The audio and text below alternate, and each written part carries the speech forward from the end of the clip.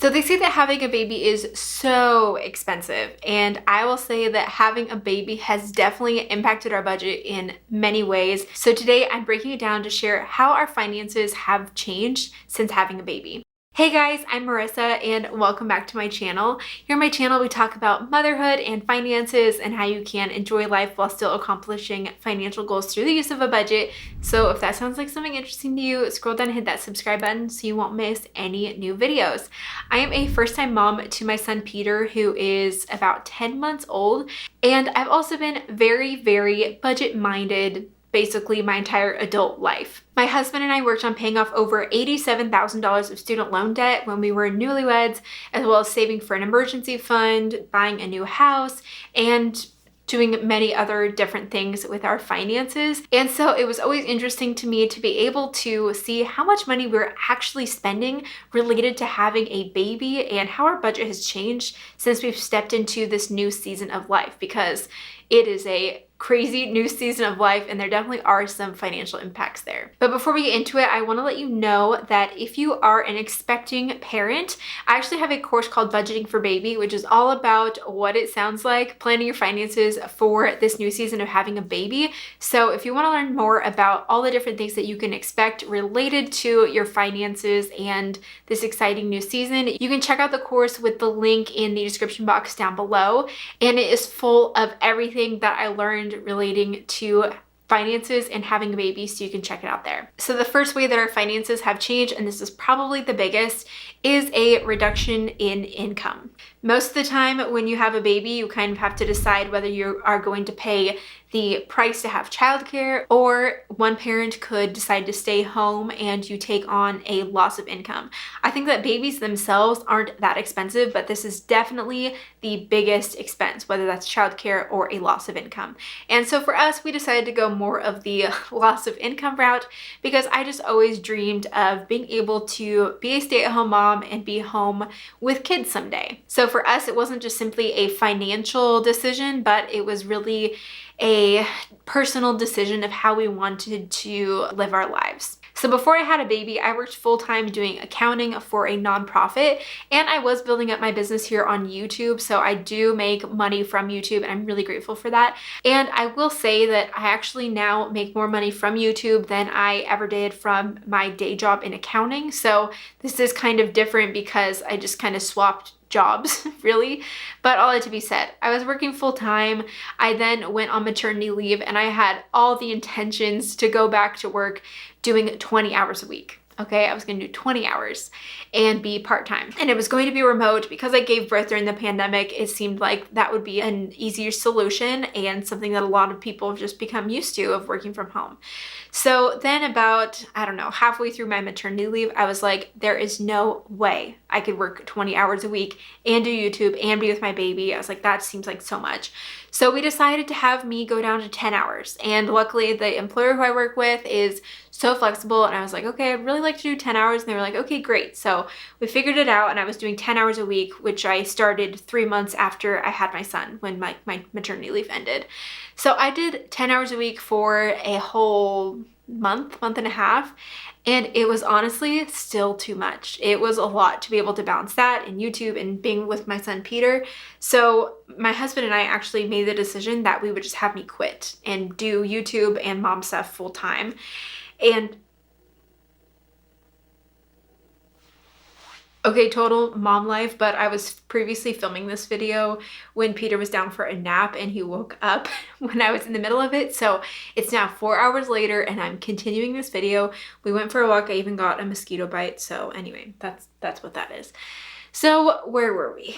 So Jacob and I actually made the decision to have me fully quit my job and stay home. And this was going to be like a huge sacrifice for us in our budget, but we felt like that was necessary and like the step that we wanted to take. All that being said, I tried to quit my job and my employer actually came back and they were like, what if you did 5 hours a week? So I currently still work 5 hours a week for my employer, and that's felt to be a good balance between being home with Peter and also doing YouTube. And I'm really grateful that I have the flexibility with my employer to do that. So all that to be said, having a baby has definitely impacted income, because that's the reason why I don't work for my employer hardly at all anymore is because of having a baby and being home with him. And again, I am grateful to now be working on YouTube, and I honestly haven't been spending as much time on YouTube as I would like or as I previously have been spending, but I probably now spend maybe 15 or 20 hours a week on YouTube, and then plus the 5 hours a week that I work for my employer. But the amount of money that I make from both of those income streams is definitely more than what I made previously working full-time in accounting. So I'm really grateful for this opportunity, and it took me some years of hard work on YouTube to be able to get to this point where I now work less and I still make a decent income, and I'm really grateful for that. But yes, having a baby definitely can have a big impact on income. The second way having a baby has impacted our finances is by beginning to contribute to a 529 college savings plan. So we've decided to set aside $200 a month for our son's college with a 529 college savings plan, and this is an investment account that we hope that he'll be able to use for college or secondary education in some way at some point. So we decided that we wanted to make this a priority. Jacob and I both had student loans when we graduated college. Our families did help us out with college, which we're so grateful for, and we really want to be able to help our son with college so that he won't have to have such a burden of student loans and such. So we are excited to contribute $200 a month towards that, but that definitely is a monthly impact in our budget. This definitely isn't a necessity, and you don't need to be saving for your kids' college if you can't afford to, but since we do have the room in our budget, we wanted to make this a priority for us and for our son. The third change to our finances is with monthly baby expenses. So we budget $100 a month related to baby expenses. This kind of covers everything from diapers, clothing, toys, baby gadgets, like anything that we need to get for Peter. And it's about roughly $100 a month. Honestly, sometimes it's more than that, and sometimes it's less. This last month, I spent way too much money on baby-related things. I bought Peter like the nugget couch and a few other things that were totally not necessities, but I just wanted to get. So I will say, if you are having a baby, you don't need to splurge and get all the things, but if you have the money in your budget and this is something that you want to do, then you totally can spend money and get your kid the nugget couch if you really want to. Now, I am breastfeeding, so we haven't had formula expense, but I know that that is an additional expense for some parents as well. So $100 is what we spend each month for diapers, clothing, toys, baby items. That does not include formula. And the fourth way having a baby has impacted our finances is an increase in food costs. So before we had Peter, we spent about $300 a month on groceries, $250 to $300. Now we spend about $350, and I know Peter's still like a little baby, but he's now starting to eat solids, and so we have been buying additional groceries. Also, the cost of groceries has just gone up a bit in the last year, so that is another factor, but we are having to buy additional groceries to feed our baby, which makes sense. So this has gone up since we started introducing solids to him. And the fifth way having a baby has impacted our finances, and this is actually a positive way, is through gas reduction.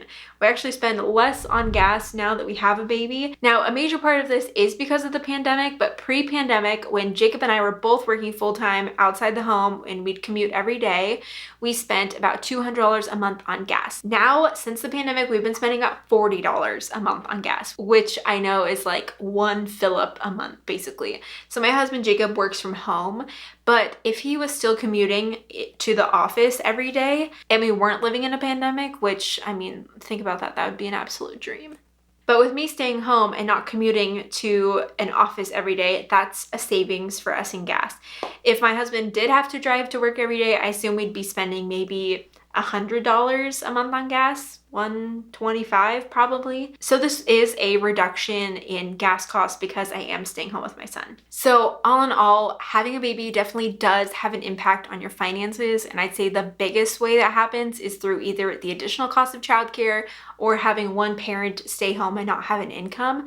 But otherwise, having a baby doesn't need to be this super expensive thing. There are so many ways that you can find to save money on having a baby and regular baby expenses and make sacrifices in some areas so that you can live the life that you truly want to live. And while having Peter definitely has had a financial impact for us, he's definitely all worth it, and I do it all over again. So thanks so much for hanging out for today's video. In the comments down below, let me know if you are a parent, how has having a baby impacted your finances? And with that, I will see you guys in my next video. Bye. Did you ever stop and think, why spend too much time just getting ready?